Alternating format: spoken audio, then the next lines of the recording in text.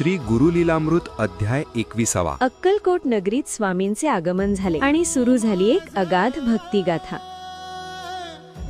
तुम्हाला माहितीये का, स्वामींनी स्वतःहून मुक्काम ठोकला त्या चोळाप्पाचा पूर्व इतिहास काय होता आणि स्वामींनी चोळाप्पाची योग्यता इतर सेवेकऱ्यांना कशी पटवून दिली, पाहूया अध्याय 21 मधील ही सत्यकथा. आजोबा, काल आपण मालोजी राजांबद्दल बोललो, पण हे चोळाप्पा महाराज कोण होते? स्वामी त्यांच्याच घरी का राहिले? बाळा, चोळाप्पा महाराज हे मूळचे भीमा तीरावरील खेड मणूर गावचे राहणारे. त्यांचे पूर्ण नाव रामचंद्र नाईक होते. वडिलांच्या निधनानंतर ते आपल्या कुटुंबासह अक्कलकोटला येऊन स्थायिक झाले. स्वामींनी स्वतः चोळाप्पांना आलिंगन देऊन ओळख दिली की तू आमचा पूर्व भक्त आहेस. भेटला विठ्ठल माझा भेट